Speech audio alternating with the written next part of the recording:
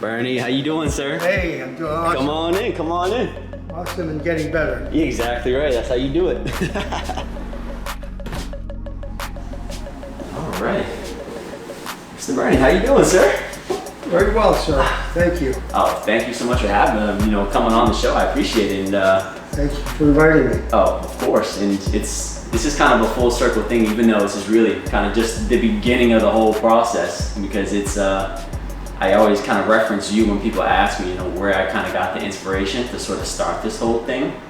And I always go back to you, Bernie, just because of some of the things, that you asked me, and some of the conversations that we had in terms of therapy, and I would honestly say that's more of an inorganic situation. Whereas this, now we can really just kind of sit down and maybe talk about some stuff that we didn't talk about in therapy, and it's exciting because I think one of the things that at least my generation, I don't think we do enough is tap into the older generation's wealth of knowledge, right? Because all throughout life, all you're doing is gathering knowledge, or at least I would hope, right? Continuing to gather knowledge, right, and be a better person, continue to progress mentally. And what I wanted to do, Bernie, was just to get your background a little bit. What do you do for work? Because I know you're still working. Yep. So kind of give me like a little bit of an update, Bernie, for the people watching. Just kind of update us a little bit in terms of your background, where you came from, what you do for work, things like that. Well, thanks for inviting me, Colin. My business is basically sales, consulting, and training. I work with companies and individuals who are doing well but want to do better, but experiencing difficulties with turnover, missing opportunities, losing business, helping them to become better at what they do. And so my background, that's basically what I do. My mission is that I challenge my clients to become closer to their true potential through gradual incremental behavioral change. So it's all about behavioral, okay? And so I started out in sales many years ago. My first job was in the investment business. Worked there for many years. Been in sales all my life. Bought a business in Ireland where we sold Irish stone crab. It's another whole story. And then I came back and went to work. I was working with a bank. I had a bank marketing company, BMC, Bankers Marketing Corp, which is the initials of my Bernard Michael Cronin. Gotcha. So I worked with banks, and then I bought into a franchise of sales companies. So it was the largest sales franchise selling sales training. And I I had an operation in Woburn, Massachusetts, and then I bought an operation in Florida. I had two. And basically it was a basic training, which was 8 weeks, 2 hours a week, and then reinforcement training, 2 hours a week for a year. So the people that really made a commitment to change. And that's what I'm really all about. I'm a change agent. I'm from Massachusetts originally, been in Florida for many years. Oh yeah. And I have a lot of fun. One of the rewards of what I do is, I call it non-economic rewards, which is the income I receive when someone calls and says, "Bernie, I just closed this deal and I used the technique you gave me. Thank you, pal." That just brightens my whole day and evening. That's the non-economic benefit that goes beyond just the money part of it. That's and that's amazing that you say that, because Bernie, you hear a lot, about the people who are successful or extremely wealthy. They always talk about the money won't make you happy. It's things like what you had referenced that does, right? And what was so cool is that it's hard to relate to people who are living a different kind of life than you are, in a sense. But kind of hearing it from you, us having to work together and kind of getting drawn in together, through physical therapy. To kind of hear it from you, that added, extra weight, that added extra validity, because that was something that you can relate with, right? And that kind of hit home for me because like in therapy, I can relate to that too because to see you, better than what you were when we first started working together, Bernie, your pain being lower, your functional ability being higher, right? That was kind of my relation to what you had just said there, right? Seeing people better off than when you left them, and my big for you, Bernie, because what you had said right there, that was loaded. There was a lot of stuff in there, right? And my thing for you was, when you first got into sales, did you always kind of have that mindset of the development mentally, the behavioral development that you had kind of referenced earlier? Because I feel like that's a very niche thing, and I feel like a lot of people who do go into the sales field don't necessarily understand potentially the importance of that behavioral stability, right? And that behavioral change to yield, the results in their line of work that they're trying to accomplish, right? Would you say that's accurate?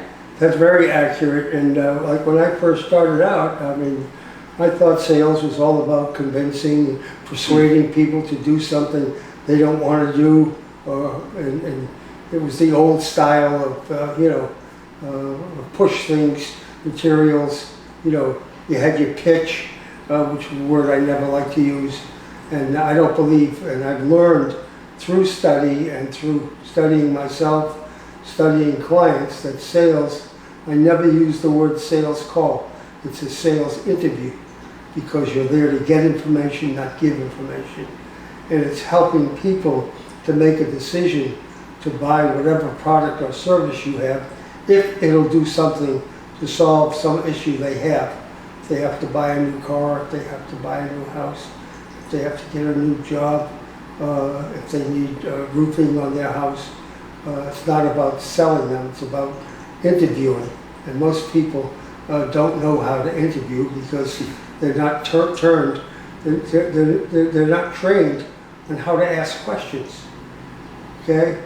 Most people, they don't know how to actively listen, which is one of my programs.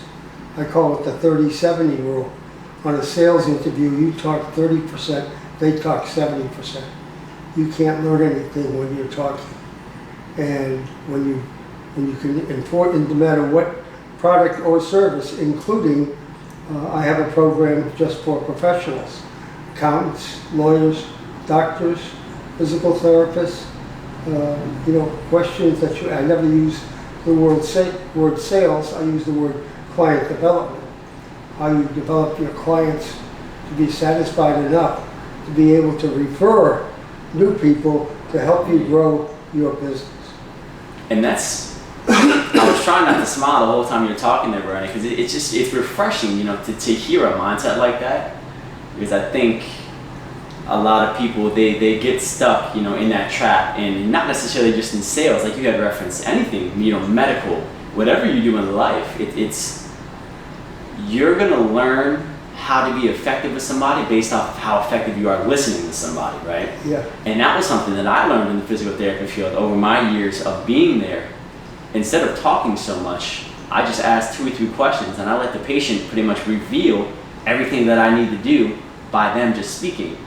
So not only does the person think I'm really nice, because I'm allowing them to speak, and everybody just wants to be heard, right? Yeah. Everybody just wants to be able to speak and just have their voice be heard.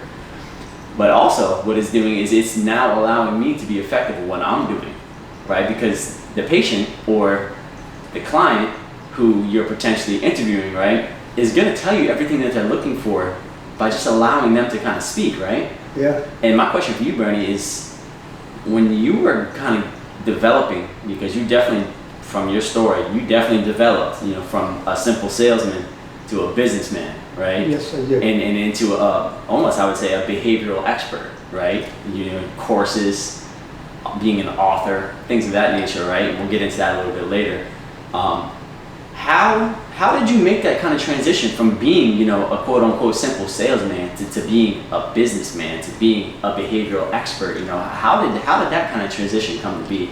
I think that transition came about, Colin, when I decided to get into the sales training part of it. So as well as training others, I'm training myself because I have to be my own best example. So as I started to understand the power and reading and understand words. You know, there's a wonderful book out called Words That Work. And I recommend a lot of reading to my clients. Think and Grow Rich by Napoleon Hill.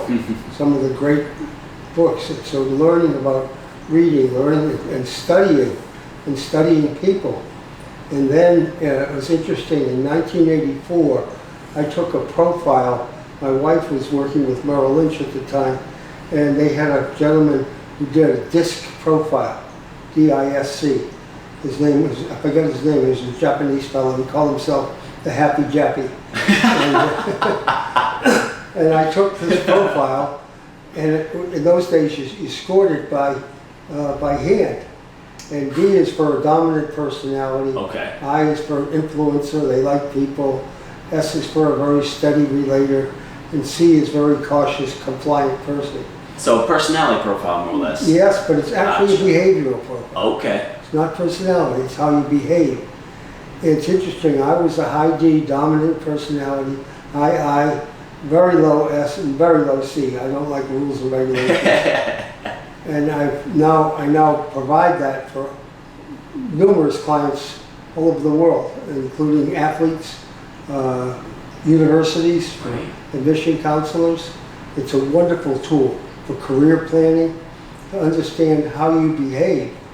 And it's a great tool for hiring. I use it for hiring for my clients. So I've become a behavioral student, if you will, a behavioral authority now by using the disc profile. Right. It was developed by Dr. William Moulton Marston in 1918, 102 years ago.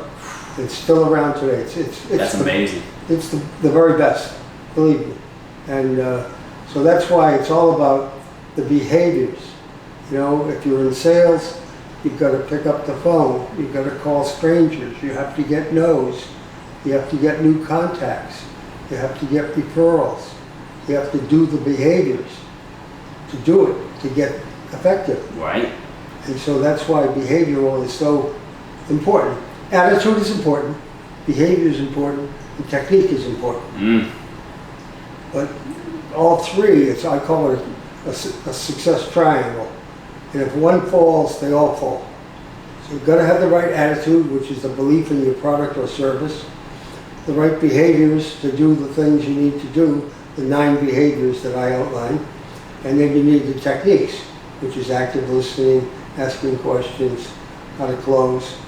So if you got all 3, now you've got it covered.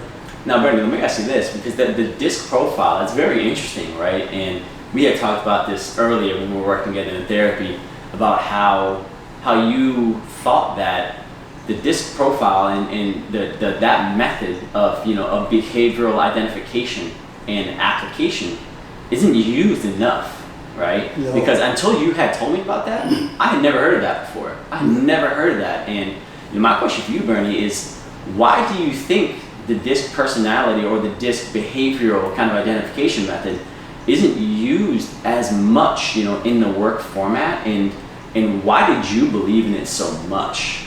Yeah, it's not used because it's still very rare. People use, Myers-Briggs and, personality tests. And I never use the word test, by the way. It's an assessment. An assessment. And it's really interesting. It's just not been used enough. I think the people who do use it, have utilized it, they become, I got people now, they wouldn't hire anyone without disking them, if you will. I'm working with a company in Connecticut right now, and we just, I think, 8 people for 2 positions. And 2 or 3 of them were good, 2 or 3 very poor. But not very poor, I'm sorry. You're fine. Not very poor, but they just didn't have the behaviors that would make it. And it was, just like in therapy. that's just one of my clients. Oh, how about that? And but it's a very powerful tool. It could be very good for a husband and wife or a couple. If you got 2 high Ds, they're going to go at each other. Right. So it's interesting.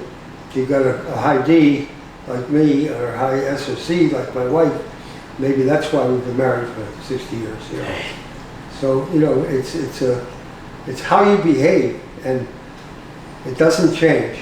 And I think, you know, one thing you hit on there, Brian, which is interesting that I'll kind of ask you to dive into more, is you separated, you know, the Myers-Briggs personality test with the DISC behavioral test, right? And I think what's interesting is that it seems as though today personality and behavior are blended together, potentially too much. Hey, what's going on, guys? If you're seeing this video, that means you made it to the end of the video I just posted, so congratulations. So now you get to see me looking like this. Yeah, so you're gonna see a couple boxes in a little circle. So over here, this is gonna be a playlist with a whole bunch of other videos that I posted. If you like what you saw so far from the sit down, you'll be able to keep up with everything right there. Right here is gonna be the video to my previous video. And then right here, click that circle there. Don't forget to subscribe. Hit that bell icon to make sure you get all the updates whenever I come out with some new content. I appreciate the support. Let's keep the train going. Here we go.